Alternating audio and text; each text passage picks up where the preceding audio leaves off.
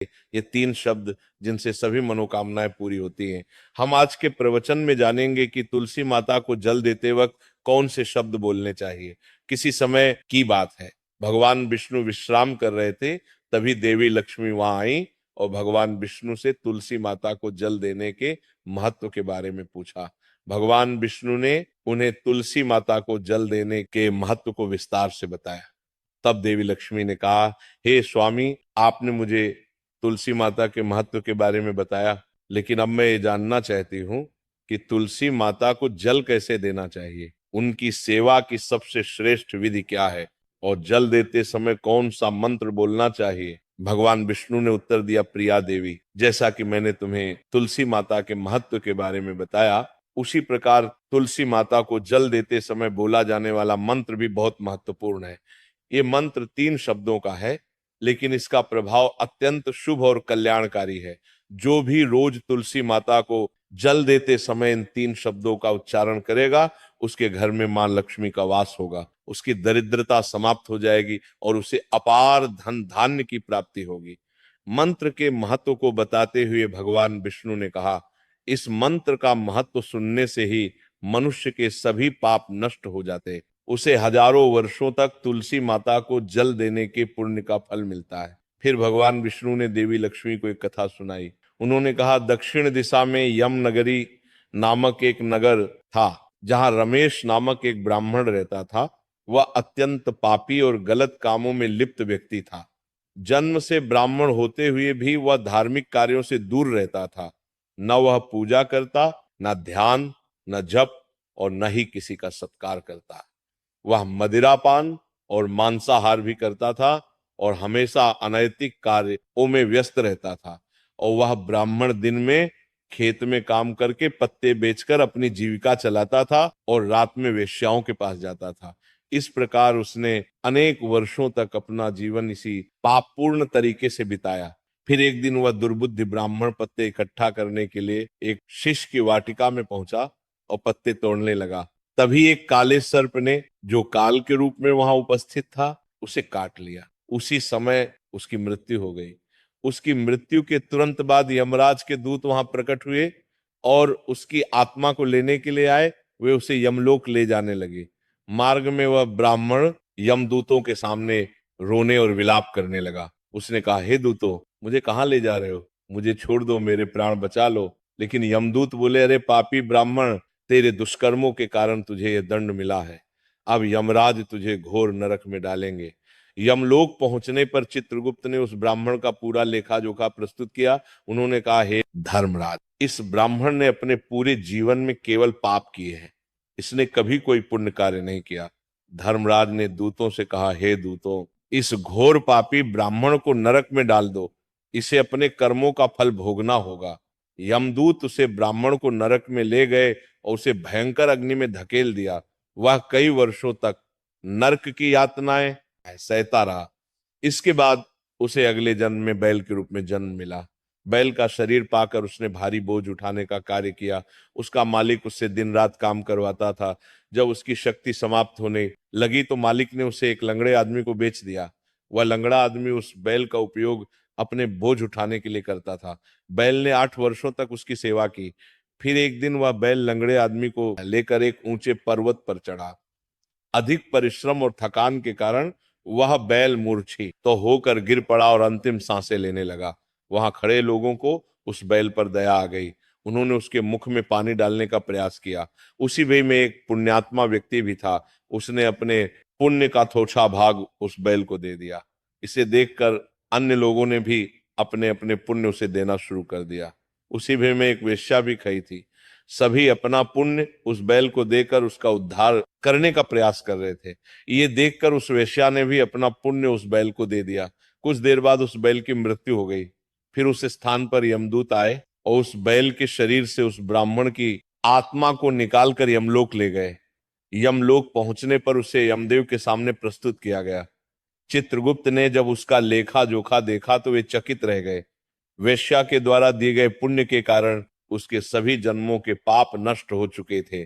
यमदेव ने कहा, हे ब्राह्मण, उस वेश्या ने तुझे अपना पुण्य देकर तुझ पर बड़ा उपकार किया है, उसी के पुण्य के प्रभाव से तुम्हारे सभी पाप नष्ट हो गए हैं, इसलिए अब तुम्हें फिर से मनुष्य जन्म प्राप्त होगा।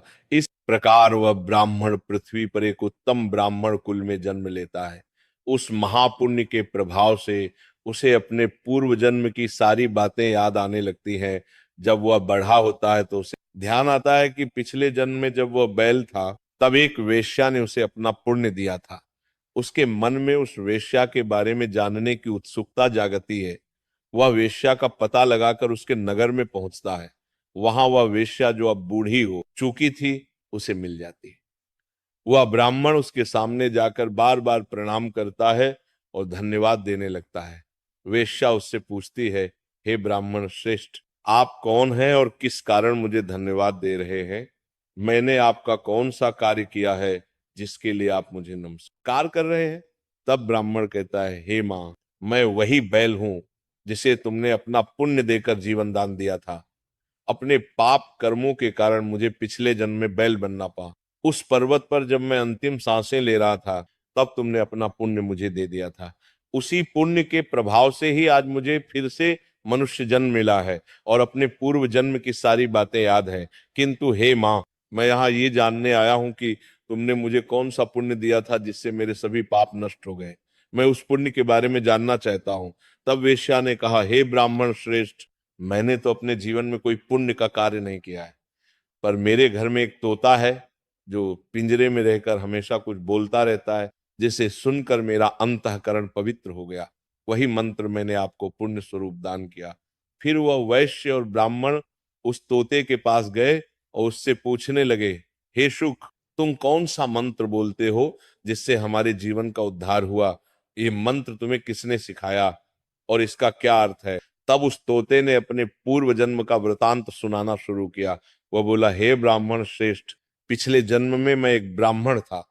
मुझे अपने ज्ञान का बहुत घमंड था। मैंने कभी गुरुजनों का सम्मान नहीं किया बल्कि उनका बार बार अपमान किया। अपने अहंकार के कारण मेरा स्वभाव क्रोधी और द्वेषपूर्ण हो गया। मैं सभी को तुच्छ समझने लगा और विद्वानों का भी अपमान करता था। कालांतर में मेरी मृत्यु हो गई और मुझे यमलोक ले जाया गया। पूज्य व्यक्तियों और गुरुजनों का अपमान करने के कारण मुझे तोते के कुल में जन्म लेना पड़ा। तोते के रूप में जन्म लेने के बाद छोटी अवस्था में ही मेरे माता पिता का साथ छूट गया। मैं अकेला पेड़ की डाल पर बैठकर रो रहा था। तभी कुछ मुनि उस मार्ग से जा रहे थे। उन्होंने मेरी दयनीय स्थिति देखी और मुझे अपने आश्रम ले आए। आश्रम में उन मुनियों ने मुझे एक सुंदर पिंजरे में रखा और मेरी देखभाल की। वे मुझे प्रतिदिन भोजन कराते और मुझसे स्नेह करते थे। उस आश्रम में वे, उनकी पत्नियां और बच्चे प्रतिदिन तुलसी के पौधे को जल अर्पित करते और एक मंत्र का जाप करते थे। उनके मुख से बार बार मंत्र सुनकर मैंने उसे याद कर लिया। तब से मैं उसी मंत्र का जप करता हूँ। इस मंत्र के प्रभाव से मेरे जीवन में सकारात्मक बदलाव आने लगे। मुझे अपने कर्मों का पश्चाताप हुआ और मेरी मृत्यु भी टल गई। मेरी आयु 100 वर्ष हो गई और इतने वर्षों तक मैं जीवित रहा। एक दिन रात के समय एक चोर उस आश्रम में आया और मुझे वहां से चुरा लिया। बाद में इस वेश्या ने उस चोर से मुझे खरीद लिया। वेश्या के घर आने के बाद भी मैं वही मंत्र बोलता रहा। इस मंत्र को सुनकर इस वेश्या का अंतःकरण पवित्र हो गया। उसने अपना पुराना जीवन छोड़कर भगवान विष्णु की भक्ति करनी शुरू कर दी। हे ब्राह्मण देव, इसी मंत्र के प्रभाव से मेरे और उस वेश्या के सभी पाप नष्ट हो गए। यही मंत्र आपको भी पाप मुक्त कर चुका है। इस प्रकार तोते ने उस ब्राह्मण और वेश्या को पूरा वृतांत सुना दिया। ये सुनकर ब्राह्मण और वेश्या दोनों बहुत प्रसन्न हुए। उन्होंने तय किया कि अब वे प्रतिदिन तुलसी माँ को जल अर्पित करेंगे और उस मंत्र का जप करेंगे। कुछ समय बाद उस ब्राह्मण, वैश्या और तोते ने मंत्र के प्रभाव से दिव्य विमान में बैठकर विष्णु लोक की यात्रा की। भगवान विष्णु ने देवी लक्ष्मी से कहा, हे देवी, देखा आपने, केवल तुलसी माँ के मंत्र के प्रभाव से उस तोते, वेश्या और ब्राह्मण के सभी पाप नष्ट हो गए। इसीलिए हर व्यक्ति को प्रतिदिन तुलसी माँ को जल अर्पित करते हुए इस मंत्र का जाप अवश्य करना चाहिए। वह मंत्र इस प्रकार है, ओम वृंदावनी स्वाहा, ओम वृंदावनी स्वाहा। जो स्त्री प्रतिदिन तुलसी माँ के साथ माने इस मंत्र का उच्चारण करेगी वह सौभाग्यशाली बनेगी। जो पुरुष इसका जप करेगा उसे अक्षय धन की प्राप्ति होगी। जिस घर में प्रतिदिन तुलसी माँ की पूजा होगी वहां लक्ष्मी जी का सदा वास रहेगा। तुलसी माँ का यह मंत्र फलदायी और सिद्धियों को प्रदान करने वाला है। स्त्रियों को स्नान के बाद बाल बांधकर मांग में सिंदूर लगाकर तुलसी माँ को जल चढ़ाना चाहिए। साथ ही तुलसी माँ की परिक्रमा करनी चाहिए। शाम के समय तुलसी माँ के पास दीपक जलाने से घर में सुख समृद्धि आती है। भगवान विष्णु की पूजा तुलसी माँ के बिना अधूरी है। तुलसी का एक पत्ता चढ़ाने से भगवान को उतनी प्रसन्नता मिलती है जितनी हजारों अमृत के घड़ों से नहलाने पर भी नहीं मिलती। जो भी व्यक्ति तुलसी माँ का सम्मान करेगा और उनके इस मंत्र का जप करेगा उसे न केवल इस लोक में बल्कि परलोक में भी शुभ फल प्राप्त होगा। ऐसा फल तुलसी माँ के पत्तों के दान से मिलता है। जो मृत्यु के समय अपने मुख में तुलसी के पत्तों का जल ग्रहण करता है ऐसा व्यक्ति अपने सभी पापों से मुक्त होकर भगवान विष्णु के धाम जाता है। भगवान विष्णु कहते हैं पूर्णिमा, अमावस्या, द्वादशी और सूर्य संक्रांति के दिन मध्याह्न काल रात्रि और अशौच के समय तेल लगाकर बिना स्नान किए अथवा बिना हाथ पैर धोए रात्रि के वस्त्र पहनकर तुलसी के पत्ते तोड़ना महापाप होता है। श्राद्ध, व्रत, दान, प्रतिष्ठा और देव पूजा के लिए तोड़े गए तुलसी के पत्ते 3 रात तक पवित्र रहते हैं। तुलसी के पत्तों को बिना नष्ट किए उसके अग्रभाग को तोड़ना चाहिए। तुलसी की मंजरी जो सभी फूलों से श्रेष्ठ मानी जाती है इसे उसे तोड़ते समय पत्तियों का होना आवश्यक है। पौधे को बिना हिलाए केवल अग्रभाग को तोड़ना चाहिए ताकि पूजा का फल और बढ़। तुलसी के पत्तों को कभी नाखून से नहीं तोड़ना चाहिए क्योंकि इससे पाप लगता है।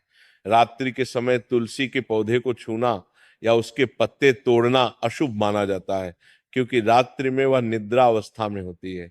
गुरुवार को तुलसी के पौधे में थोड़ा कच्चा दूध अर्पित करें और इस दौरान ओम नमो भगवते वासुदेवाय नमः मंत्र का जप करें। तुलसी के पौधे के पास शालिग्राम रखें और तिल चढ़ाएं। शालिग्राम पर तुलसी के पत्ते रखकर चंदन का तिलक करें। अगर कोई महिला मासिक धर्म में है तो तुलसी की पूजा से बचें क्योंकि इस समय तुलसी को छूना पाप होता है जिससे महिला की दुर्गति हो सकती है। इस प्रकार भगवान विष्णु ने देवी लक्ष्मी को तुलसी के जल देने के मंत्र का महत्व बताया।